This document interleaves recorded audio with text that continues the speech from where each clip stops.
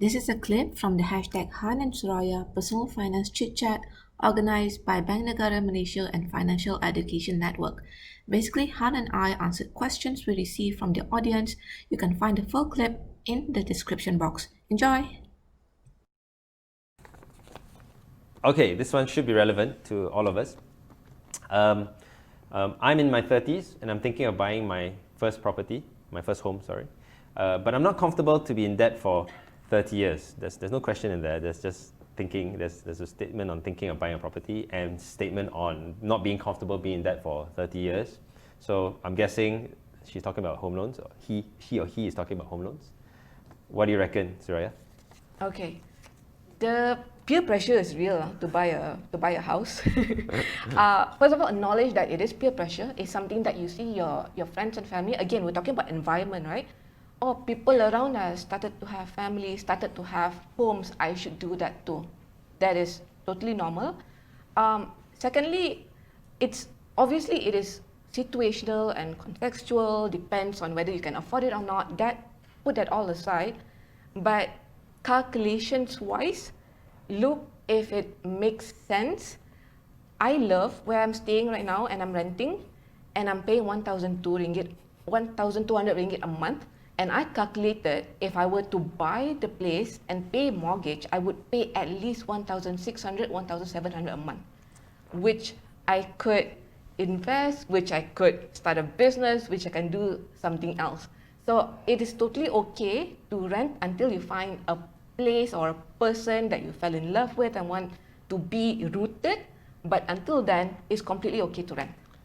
No, I really share that thought too, because a lot of people assume home ownership is a must to do, right? And it's only a must to do if you feel, if it makes you feel better, right? And you've got to really think about what do you want from your home, right? So, I mean, to the question, I love that question because it goes down to the core of behavioral finance, which is, do I feel good doing it versus am I making money or losing money doing it? I think first question you got to ask yourself is, are you buying for staying or investing, right? If you're buying for staying, then it's a lot of that emotive behavioral finance that you find, which is, I want a place that I can call my own, that makes me feel good, that might make me more confident, be able to earn money, save money, be more disciplined, and it could be a good thing to do. And if that for 30 years via that home loan is the way to do it, is the only way to do it, then go ahead and do it, right? Because that's the kind of thing that you want, right? Rather than you're forced to want. But if you're going around and saying, okay, I want to buy a property or home because I want to make investments, then you've got to see it as that and not mix up the two, right? And not confuse the two. Okay, if it's an investment, it's an investment. You've got to, do exactly what Suraya says, which is look around, find a place that you think makes sense there, do your numbers, right? And see if that home loan that is you mentioned 30-year debt, right? Don't forget you have an asset against that debt, so it should be okay. But you've got to do your numbers. And keep in mind that if you're doing this rather than any other expensive loans, it's probably the right thing to do.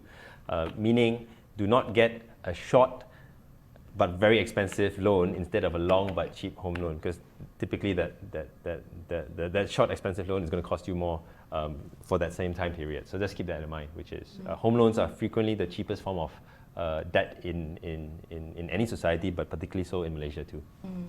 And maybe scare you a little bit. I think during this especially now that moratorium ended and all, a lot of people are facing difficulty repaying their home installment. So when we go to a beautiful place, especially like the showrooms, oh, so nice. You think to yourself, oh wow, amazing, like place to live, place to eat. But there's this other type of reality where that fantasy quickly can turn to nightmare. So with homes, if it's not a yes, it's a no for me. Okay. Yeah. No. As in, it's a big commitment, right? So you've got to really, really want it. / really, really get prepared for it.